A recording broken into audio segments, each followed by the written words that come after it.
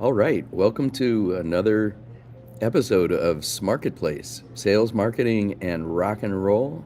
I'm Keith Reynolds. I'm the host, and my co-host is Tom Dempsey. Welcome, Tom. Hey Keith, how are you, my friend? Doing good, man.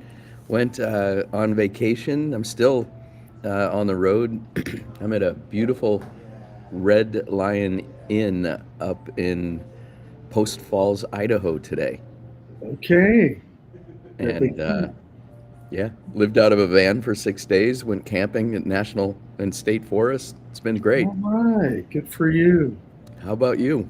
I saw musically, I saw Widespread Panic at Red Rocks the other week, and then this past Sunday was a really interesting event there, and it was the music of the Grateful Dead with a kind of a hand-selected band, but it was backed by the Colorado Symphony. Oh, wow. So Where was that? at Red Rocks. It was very cool. Well, I'm getting psyched. I am seeing Tedeschi Trucks in a couple weeks, August 2nd Yeah, at Red Rocks. So that's my next one. yeah, all right. So we have Cindi Rosner today. She's a co-author of a book uh, that another one of our recent guests had, and we got a twofer. When we asked them to be, they couldn't make the same day, so we're doing one day with each. And welcome, Cindy. Thanks for having me, guys. This should be interesting and fun, so I really appreciate it. And camping sounds interesting. Would love to hear about your experiences more offline, but let's go on. All right. Um, it is a bit of a rock and roll tinge there. Heather and I have a van, and we have been. Last year, we saw the Rolling Stones 3 times traveling around the country Wow, you're in still our touring at this age. we Amazing. call it the '60s Chevy because we're in our 60s. um, anyways, welcome. Tell us a little bit about yourself and the book you have coming up. Gotcha. Gosh, wow, there's a bit to tell, but neither here nor there. So I've been in marketing for God knows how long.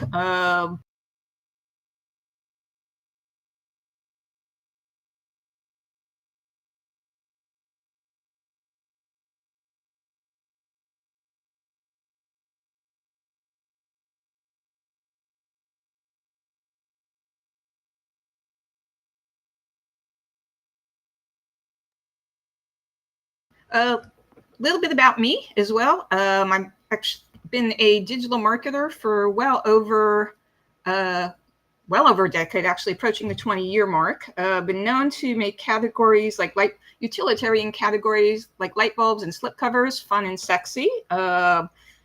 Also started off my career actually from being a research psychologist. Oddly enough, I was always interested in behavior and what makes people tick. So literally didn't want to dice and slice brains for a living.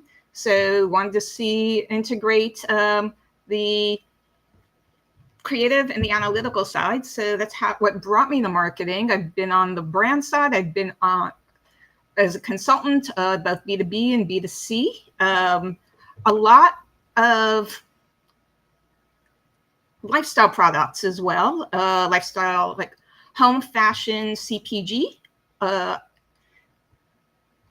and have been also an entrepreneur as well. Founded an e-commerce home furnishing companies, one of 5 partners. Also my own consultancy. So it's been an interesting ride. So appreciate you again. It's been a really interesting, fun ride. So don't know what else to say here.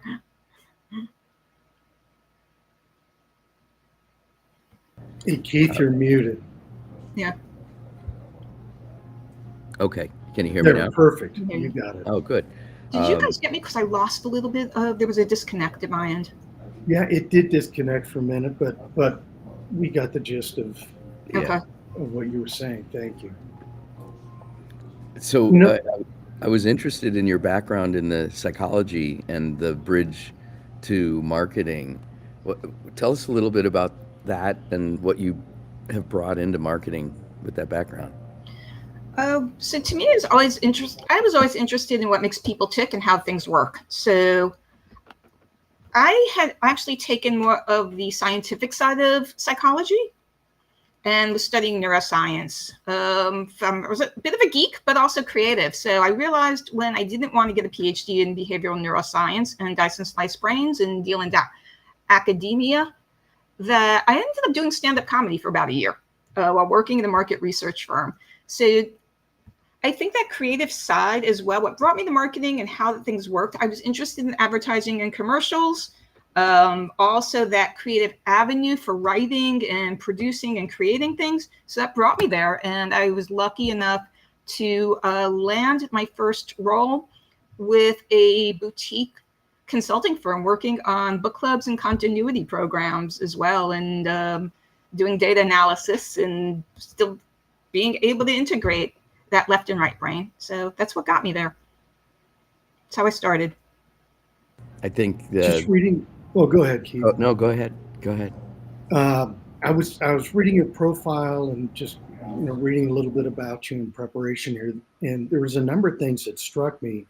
One of them was that you, and forgive me for this is not exactly right, but you're basically turning data into stories and then ultimately into results. Talk to us about that. Thanks. I'll give you an example though, because I think, look, to help businesses grow, I think you really need to be able to understand how people behave. And there's great tools like Google. Google Analytics is a good friend. And I learned a good example is really when I was brought in to turn around a home fashions textile company, a slipcover company, and wanted to really understand what resonated with customers. We had a great product. It fit. Slipcovers are not fun and sexy, but here was upholstery grade fabric. And I learned through what we were looking at Google Analytics as well, Google AdWords and Google Analytics, what keywords and what also people were clicking on to go to the site. So it was about fit. And I learned since we had, but also secondarily, like that style and color and other avenues. So we were testing different creative as well. And I learned from there, I'm like, hey, there's a story here from fashion. I ended up using that as a launch pin for fashion for your furniture because fashion, it fit. Basically, fashion's about fit, but it's also about style. And with that, telling the story of how you can redo your room to affect different moods, things to that nature. So that's one example. So you're really looking at how do people respond. Marketing's not about the company, it's about the customer. And really having empathy for their needs. That's a whole different story that maybe we get into. But there's that avenue of the art and the science of marketing. So hope that answers everything. Yeah. No, it's really it's really interesting. A lot of our guests talk about getting the customer perspective through interviewing them or doing surveys, and you're using data about their behavior in your digital space. Done surveys as well, but I think people may say something, but they also you have what people may say may not always be how they act. So you have to take a lot of different sources and really get a fuller picture. So that's kind of my take on things. But yeah. What kind of insights in your example around the upholstery were you able to pick up from the data? I mean, part of that was about people were more interested in this case fit. Also, even customer experience. One of the things we did is you pick your color, you pick your fabric, you pick your style. I don't remember, we had a 1, 2, 3 order, and people were dropping off. So I looked at that from the analytics perspective, also from heat maps and other things where people were dropping off, changed things around, and then had people engage more. And that resulted in sales. So you're looking at a whole bunch of different avenues. And because you asked about the data, that's one aspect of how it drove the creative and the user experience. So, yeah. I mean, One of the topics that Keith and I talk a lot about, in fact, it's really the main topic that brought us together, other than rock and roll, of course, and that is the synergy between sales and marketing. And we get frustrated when we find companies who create silos for sales, marketing, or everything else, but treat them as totally different entities and different divisions within, when we believe that they should be synergized. What are your thoughts on that? God, I'm laughing. I'm not laughing at you. I'm laughing with you, because I've been in an environment in B2B as well where sales and marketing were in silos. Marketing was looked at sales as, am I allowed to say marketing's, marketing was looked at as sales as bitch. It's like, give me leads, give me this, give me that. And I think being able to say, hey, how do I best support you? But also, what are you facing? And marketing is strategy. Sales is somewhat of the execution in the B2B, primarily in a B2B environment. I've also focused part of that, led me more to deep B2C, because I like direct to consumer. But it is, I think there is a conversation. One of my last roles as well, for me to get acquainted, I actually worked with sales and product to really understand the nature of the business. We had 3 different divisions. One was direct to consumer, one it was a food company that was in groceries, and another one dealt with restaurants. I really wanted to understand the product and how that came about. So you had to have that unity as well. And the positioning we learned about from the customer as well was really, hey, from the D2C, it's chef quality at home. So that was also interesting through testing. But yeah, there needs to be some synergies. Not always the case. But you have to have a sense of humor and say, how can I best support you? But respect as well. Respect that, hey, I know what I'm doing, and I'm here I've helped businesses grow, and understand, like, how do we make this happen? What do you need? What are you experiencing? But here's also some structure. Yeah. What about you, Doc? What's your take? Yeah, our again, it was the topic we talked a great deal about. I worked for Xerox, Keith worked for IBM, and we just came from environments where things were siloized, if that's a word, put into silos. Got to reach And across the bench, I guess, right? yeah, so we firmly believe that sales and marketing should be joined at the hip, and understanding the profile of the customer, and understanding how to reach them. And this is where you come in too, and talking about turning data into stories, into results. I love that. Thanks. Now, actually, another good example, because this was a food company. They were looking to get into another market, basically for groceries, and it looked from the D2C that we had a lot of customers in a certain area in Florida. So it's like, how does the sales team go about that? Like, how do we penetrate that certain market? I'm trying to remember where in Florida. It escapes me, but using that to help the sales team as well penetrate and go into and provide stuff for groceries as well, to get into different grocery stores. So yeah, I hear that's kind of how we can integrate things. Use the data to help the sales team as well, penetrate your markets and stuff. So, yeah. Absolutely. So let's switch gears, because I know you're working with Randye on a on a book. Yeah. Tell us about the book. I remember Randye saying that it was timely, and I wanted to check in on kind of your take on that, Yeah. and just your writing process. Wow. Okay. So the book is titled Digital Marketing Basics for the Newish Solopreneur. It came about, oddly enough, when I had a potential client who I realized was a bit overwhelmed and didn't understand things. I knew he couldn't afford me. And realized a lot of folks needed some basics, and I wanted to be able, that a lot of solopreneurs don't understand marketing. So the book was written with them in mind, and also became timely because a lot of folks have been getting laid off as well, and forming new businesses and not knowing what's next. And there's so much out there that do social media, do this, do that. So for us, it was really providing some of both theory and practice. And I think Randye mentioned this, and I'll mention it as well. We did it through using different kind of avatars, from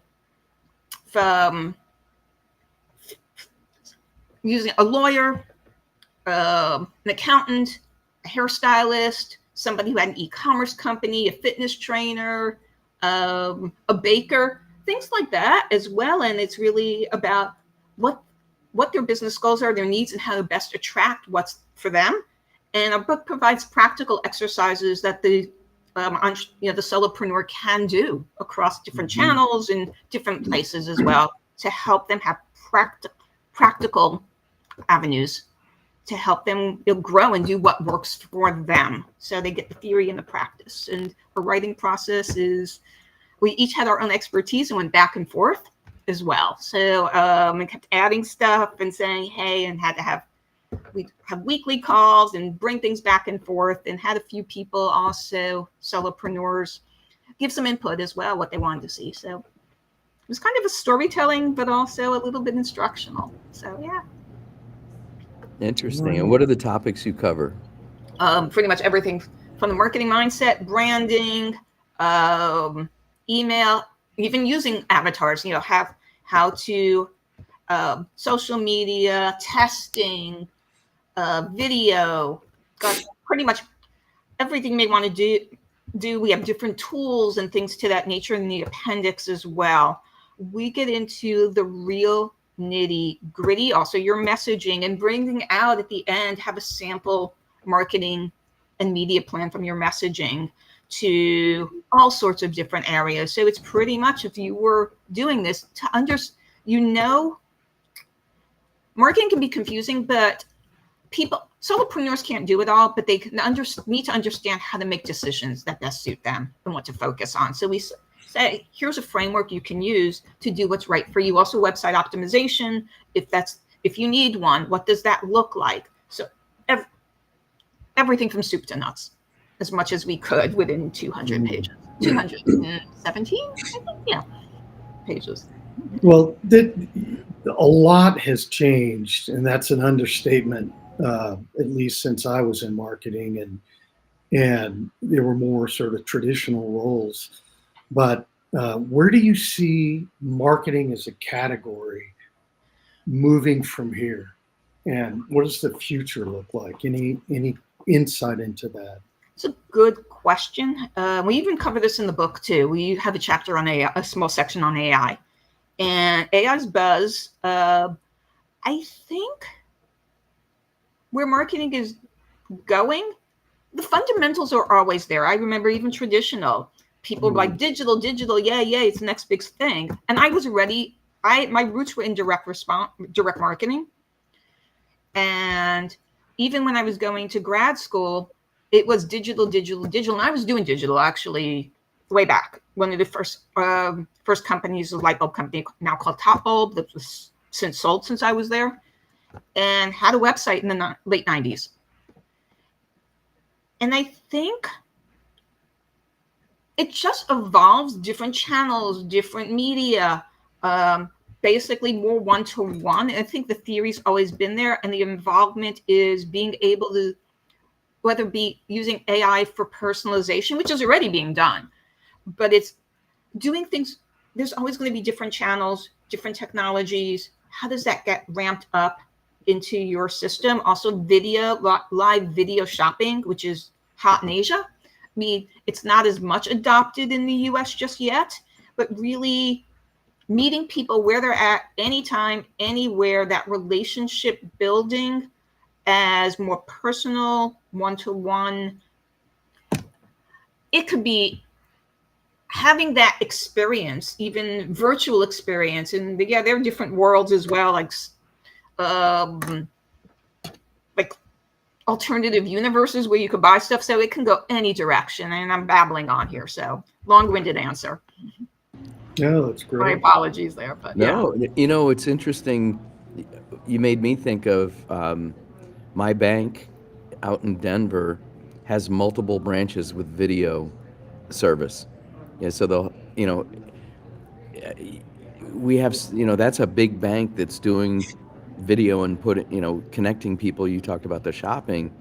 Um, you can add video to your website today with the tools that we have. So it's interesting that Asia has, and I've seen work on this, that Asia's much further ahead, but we have the tools that are available here to make the internet almost like a dial pad to talk to the people that you're trying to get things done with, and you're touching on that. It's all about, at the end of the day, it's all about relationship building and kind of. I used to have this. I used to work for the Bradford Exchange a long time ago, and it would be customer. We did something. This is customer file of one before the technology was there, like being able to understand it and do something super, super personal with data. Like I can give you the right product at the right time, at the right place. And we're getting further and further into that. It exists, but even better and better, although there are some downsides as well where things get the algorithms are too far gone and sound too robotic, so you lose the relationship. So there's technology is great. It has its upside, it has its downside. So yeah. Use it wisely. Mm-hmm. So kind of summing all this up, one of the things we always ask is if you were talking to a CEO or head of sales, the people who are really responsible for making marketing and sales work, what's your advice to them? It's not about you. Sorry. It's really not about you. It's about building relationships. Have some empathy. Marketing itself isn't sales. Marketing strategy and sales is a lot of the execution. If you're doing that, like looking at marketing, selling, marketing strategy, it takes time. It's an investment and not a cost center. So to me, and also just don't go after that shiny new toy. Every different technology, we should do this and we should do that. Think about the strategy, have the roots, but at the end of the day, it's not freaking about you. Wise words. Well said. And yeah, it's not that. And to quote Randy, it's not magic pixie dust, but I agree with that, and I've said that. But I didn't want to steal that, so yeah, it's not magic pixie. All hail Randy for marketing is not magic pixie dust. Absolutely. That's great. Although I've been told, I've been able to, we've been able to make it look like magic pixie dust, but no, it's not. All right, it's worth a read. Tell us the name of the book one more time, please. The title is Digital Marketing Basics for the Newish Solopreneur. That's gotcha. Actually, and then we have a subtitle. So yeah, which maybe, that's, thank you. Yeah, that's, what can I say? Super excited by it. We have a bit to go. Well, being a solopreneur can be really fulfilling. And as you said, a number of people who've worked for large firms are getting laid off. So when I met you two and heard what you were talking about, I think it's a real service to people because you can let go of that corporate identity and find a lot of fulfillment being that solopreneur and following your passion. And so having the tools to do that is I think really important. And it's the way the world is moving. I think you don't have to have a job. Yeah, agreed. I've been a solopreneur. Randy's been a solopreneur. I've been on the client side. I've been around, corporate. I've been startup and no more for startups. And I hear you, Peter, but it is sometimes people are nervous about change. So, but yeah, it gives you getting laid off. I've been through another day, another reorg. It gives you time to reevaluate and think. So it's probably, for some people, it's a blessing in disguise, even though it doesn't feel like it at the time. Yeah. I went through a layoff with 40,000 people early in my career. And 5 years later, we had a reunion. And the happiest people were the ones who had gone off and started a Subway or started a consulting firm or retired, and it was very interesting, the stress that the people who stayed had. It was visible, the difference. Yeah. I guess Maslow's hierarchy of needs at some point when you're involved in corporate, it's not a matter of life and death. I actually had a beeper at one point, and it's crazy if a job went down, like a tech job went down, and I'm just like, this is not brain surgery. It's a freaking Elvis plate, I literally, it was. I worked for at the time. Worked for a collectibles company that did plates and dolls and all that kind of fun stuff. I'm like, it's a freaking, it's an Elvis plate. What can I say? It's not brain surgery. It's not heart surgery. But yeah,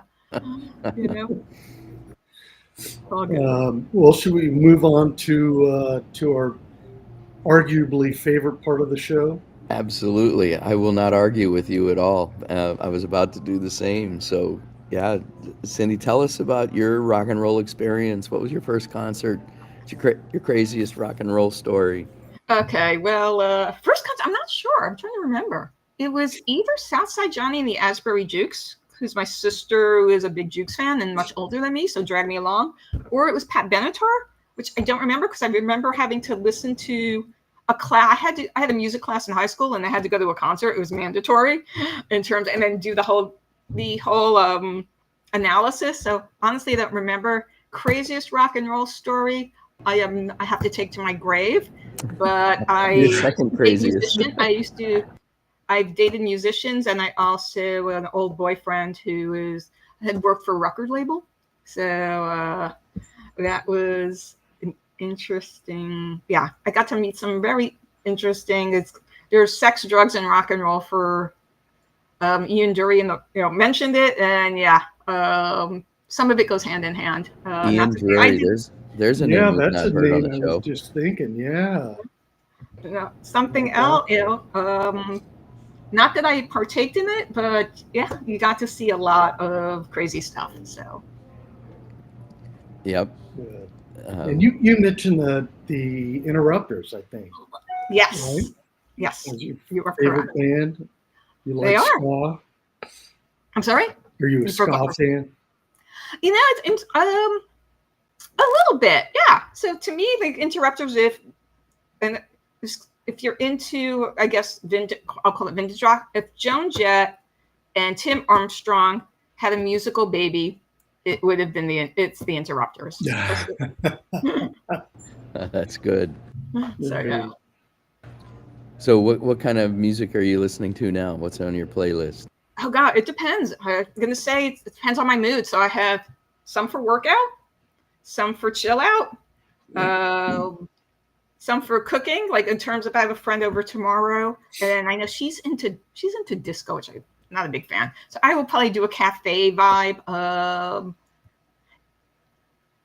Occasionally I'll do hip hop as well. So what's on my playlist? I have stuff from the even dating back from the 50s, 60s, 70s, 80s, 90s, early 2000s to today. So I have a little bit of everything. I tend to like things with a good drum beat.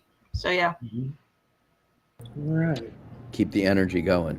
And some remakes, okay. And also one of my favorites I play over and over and over again. Remake, Joey Ramone's remake of It's a Wonderful Life. It was a Wonderful Life, and I think he did it when he was actually dying, so it has even more meaning. There's a lot of good remakes as well. Oh. I'll have to check that out. Some Monkeys, Shonen Knife. If I'm into kind of retro, old stuff as well. Olivia Rodrigo's not bad, so yeah, I have a mix. I love it. You kind of cover the musical waterfront and keep yourself entertained based on where you are, but you got a really deep library that you reach into. Gotcha. My sister and brother-in-law were in radio, had worked in radio, so it's kind of had to do that. It was about to expose me to a great deal, and so keeping up that tradition keeps you youthful, entertained, and I don't know. That's right. Very cool. Well, Thanks. Thank you for sharing your ideas. We wish you all the best with your book. Thank you. And you and Randye, and we appreciate that you came on and shared your experience with us. Thanks for having me. Appreciate it as well. We often learn from our guests, and we learned a great deal from you. So thank you. Thank you so much for having me. I learned a great deal from you guys as well, and also I love the liquor in the back of the on the. This is the room that we had the idea for this show in. Tom actually does have the background, and mine's digital, so we're virtually in the same place. There you go. Again, thanks so much for having me. It's been a blast, and thanks again for the support, also both me and me personally, and also for the book with Rand, also for the book as well. So Yeah, well, we supporting think you Randye can and me, so we appreciate think that. you can help a lot of people with that book, and we wish you all the best. We'll let you know when we launch. We have a few little tweaks as well, just for the cover and some other little odds and ends. But yep, it's written, and we'll have it out in the wild in a bit. Good. All right. We'll Thanks. look for it. Thanks. We'll let you know. Thanks so much for having me again. Congratulations. All right.